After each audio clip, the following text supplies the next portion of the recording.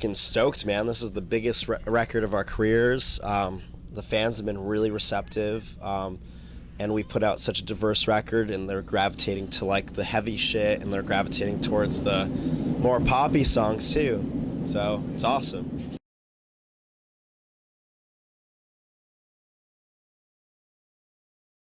It wasn't planned.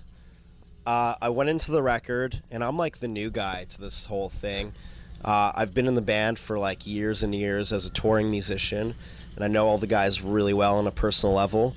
I went into it as a writer, like, I'll just wait for this train to pass. I went into it as a writer, like, trying to, like, almost reproduce an old Escape the Fate record. And I was like, listening to the old stuff, and I was like, I gotta, like, make the fans happy. And to be honest, to be fair, I wrote a bunch of songs that like kind of had that vibe to it, which was cool. Got a lot of great material out of it.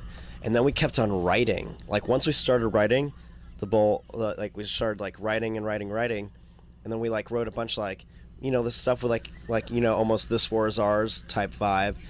And then we kept on expanding and growing and be like, all right, let's stretch this thing. Let's try like, I made like this crazy electronic hip hop song, and that turned into Hate Me. And then Craig, sang that chorus over Hate Me, and it was like what we were all feeling at that time. And then, that kind of set the tone for the record. We got that out of the way, and then we're like, okay, let's like write a song about like, all the people that fucked us over in the past. And we wrote Just a Memory. And then after that one, we were like, okay, let's like write a song about like, more an empowering theme, like more of an inspirational thing. And then like that's where like Live for Today came from. And then that's kind of like how the process went. And we're like, we wrote more songs than made it on the record, and we narrowed it down, and we kind of like we wanted to make an interesting record, like something that you could like play from front to back and not get bored of, because everyone listens to Pandora, Spotify, their iTunes playlist with 10,000 songs on it on shuffle. So you're gonna hear like some different genres in there. We wanted to make our record almost like seem like that, and like kind of take you on a ride with the ups and downs. And so we came out with like a diverse record. I think it's like interesting to listen to, and it's like you can't just listen to one song and be like, okay, I get it. The next record, because like every song is such a different, like comes from a different place. Absolutely. So. And that's congratulations on that. Thank you. Because there are a lot of bands out there, and we all know this, that they strike while the iron's hot, and they do the same thing over. And when you talk about boredom, hell yeah, you do get bored. Right. You're like, man, this is the last 3 records. Like I said, listening to it actually on the way in, I wasn't bored at all. I mean, I was. That's actually, awesome. When it finished, I was like, oh, it's over. Yeah. You know what I mean? You're not waiting for it to be over, like another song in that same key. And we all get to that point. Yeah. It snuck up on me. Cool. So, again, kudos. That's awesome. Yeah. It's a little bit of a challenge though, because we did literally write songs in different tunings, and now we have like 6 guitars on stage. Oh, good. Because we have to like keep on switching. We're like, all right, this is the drop A song, this is the drop C, this is the standard tuning song. So now it's like real work to play guitar, switching, and but it's fun, man, because like I never get to play all my guitars through a set, and now I'm like kind of going through some of my favorite guitars, and well, now so you're an ESP guy, yeah, right?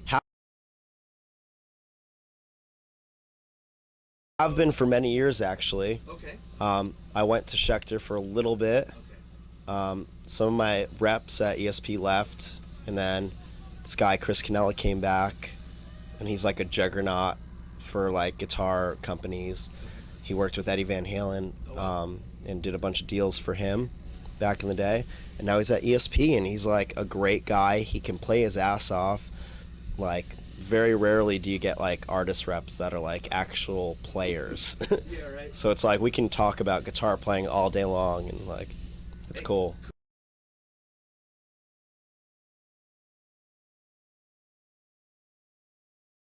It is something we do worry about. Is we definitely worry about our fans a lot, and we're always like thinking about them. But like at some point, we had like while we were making this record, we had to break away from that feeling, and like if we got stuck in like a place where we're like trying to please certain fans, then it would just not be an honest record. Like we need to do like what's true to us at the end of the day. Like we love our fans, and like, you know, all the fans are like, thankfully, are liking the record. Like the guys and girls that are into heavier stuff appreciate that we put some heavy records on this one. And the people that liked like the old songs like Ashley, which is like more of a pop tune to me, really appreciate the fact that we did some sing-along pop songs. And that's what this band's always been about. It's always had like heavy songs and lighter songs, and it's had ballads.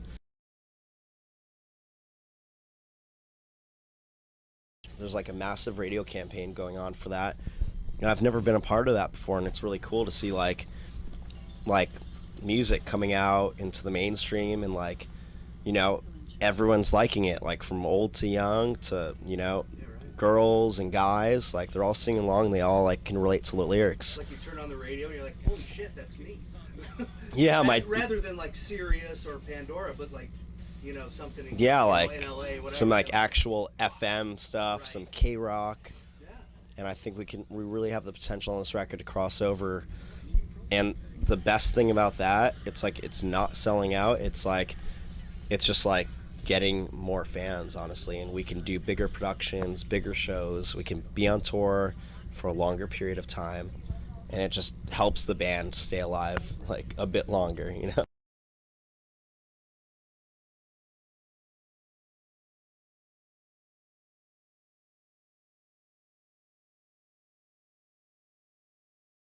Yeah, I mean, Uproar is definitely like a rock radio based tour, and I think the reason they had Escape the Fate on that tour was to bring, you know, more of like that punk rock audience, more of that underground, like scene, for lack of better words, audience. But I did see, you know, a good reception from that radio crowd, which is a different type of person in a way. um, and it's cool. I mean, we're able to do, you know, the big radio rock festivals with like 55,000 people to 100,000 people, and then we can come to Warped Tour, and that's like, you know, that's where everything began, was Warped Tour. That's where it all started for us, and then those fans were like so stoked that we're finally on it again, and so are we. Like, we were like practically begging Lyman to have us on Warped Tour because we missed it so much. It's the ETF Army. We got the best fans out there. They've stuck through the band, like through thick and thin, and yeah, they just know that like this, the core of Escape the Fate is there. It's real. You know, it's happening. I've been with the band like through like 2 record cycles already. This is another record cycle that I'm with the band, so it's like not much has really changed like behind the scenes internally. And we're tighter than ever.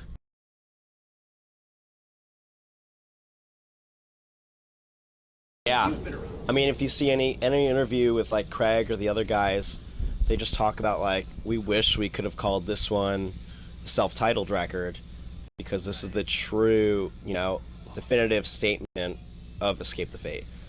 And it's like, this is what it is. Everyone's happy. Everyone wants to be here on the road.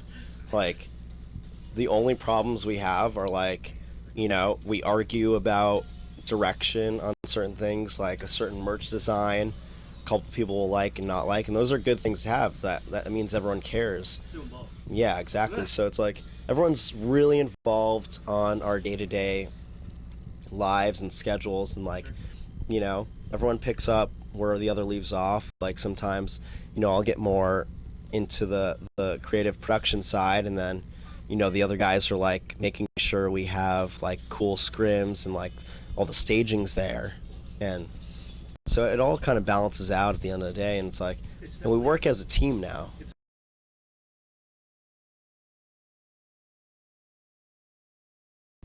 Yeah, I mean, I'm recording constantly for other artists when we're not on the road, so it's like I'm never new to the studio. So it's like, as soon as we went to do our own record, it was like my dream come true, because like for the last couple years I've been helping all these other artists achieve their dreams, and, you know, play guitar on the records, I've recorded their vocals, tuning their vocals, editing everything. And then this time around, it's like, I'm not asking anyone, is this okay? Should I do this here? Do you guys like what I'm doing?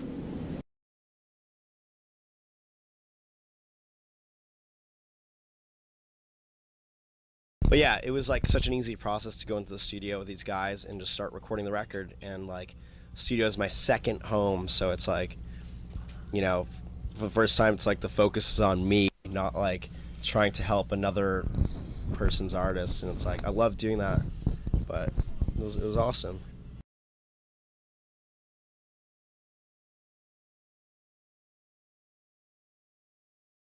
Well, as I've been saying on other interviews as well, okay, and I've been thinking to myself sometimes when I go to bed at night, I'm thinking, damn, my job of this band used to be the therapist. The guy holding this whole fucking thing together, the one guy who just like saw the bigger picture and just never wanted to quit, right? I always thought to myself, shit, dude, like, I don't even care about drums anymore, you know? So now, my job in this band, I'm a drummer.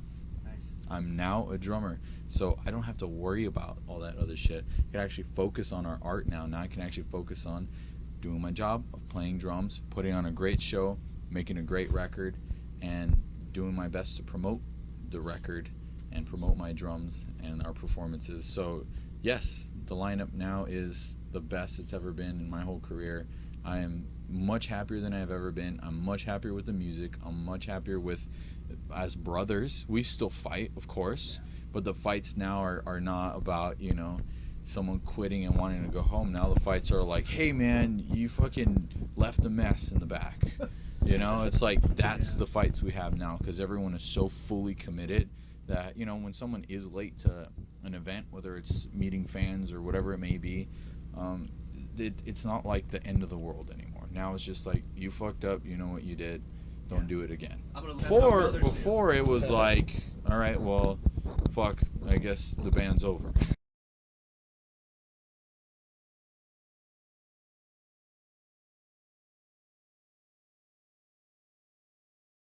Yes, and that one secret, which I'll reveal today, is right, comma, right, exclamation mark, right. Write your fucking asses off. It's all about the song, and that's it. Like, that's the thing he encouraged us to do. We wrote a ton of songs. That's why we have such an eclectic record. And I think that is the key to success being in a band.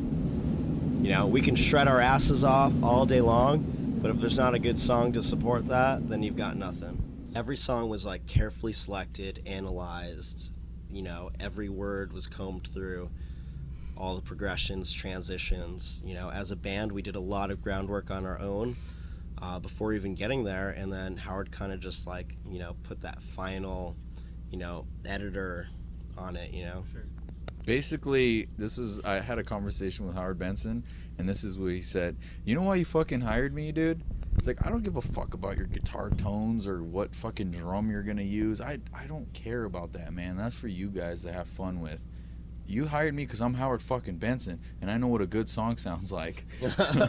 Like the rock and roll Quincy. Yeah, so he and that's that again. That was his focus, man, is writing the good songs, and the recording was so easy and stress free because the songs were already there. All we had to do was take a couple minutes to figure out exactly which tones we did want. Yeah. 10 years. I've only been playing guitar for 15 years. I know how to dial in a good guitar tone. So Howard Benson just didn't give a fuck. He's like, yeah. You're the guitar player. Fucking you play the guitar. Right. It's like Robert's the drummer, I'll tell you when the good song is there. And he That's worked on my his job. drum parts like crazy, like for weeks on a single song at times, just on the arrangement. And then had to perform it, And then the singer comes in and goes, why don't you just do this? And it fucking changes everything. Makes it right.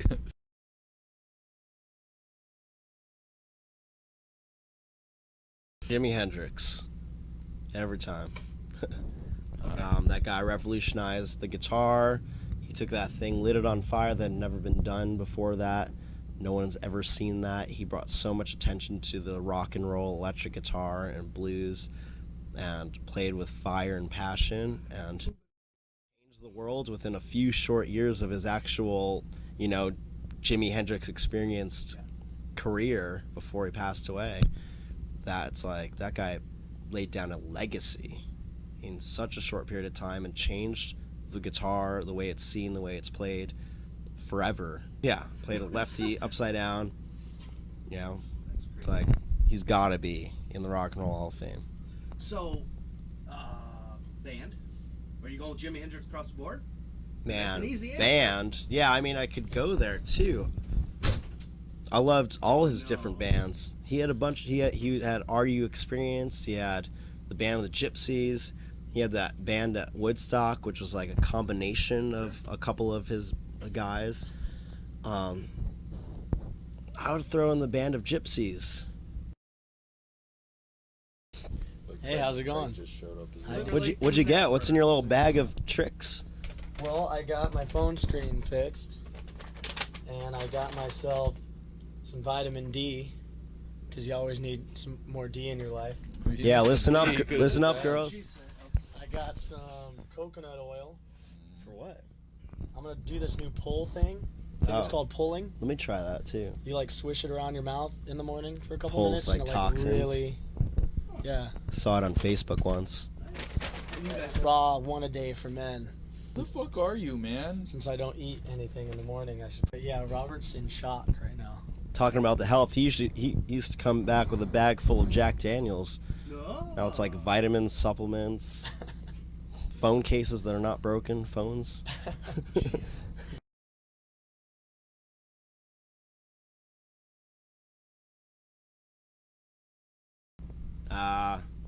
The live one, the Band of the Gypsies one. Okay. For some reason, when I was a kid, I was like, just hearing Jimi Hendrix speak to the crowd and hear his voice, and he was kind of like a little silly, goofy, a little eccentric.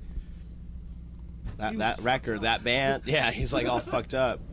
But as a kid, you don't really realize that. But yeah, that's what turned me on to like live music, wanting to be in a band. So I have to say that. Rob?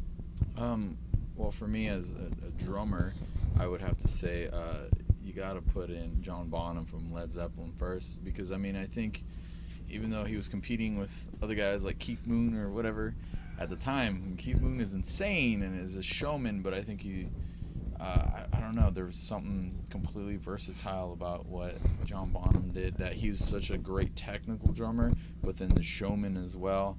And I believe he just took drums to this different, like, as far as rock and heavy metal and hard rock, he is what made it hard. He emphasized the kick drum and brought it up and made it like bump, which is something that never really was being done before, from my understanding. I wasn't around. And he's one of the best ever, And as far as band, I mean, I don't really think there's too much of a competition.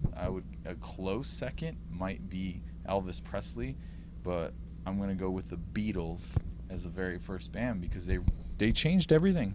I mean, they created really the standard pop format. Really is what, like, Without even knowing it. yeah. If you really think about it, the verses and choruses back then, think about Elvis's songs. He didn't really have verse chorus. That's weird. It's like, if you think about that, and their songs are so catchy, and you really never realize it, but they just changed everything. They changed the way you recorded music. They changed the way a band is perceived, as their energy, as far as their appearance, their showmanship, the way everything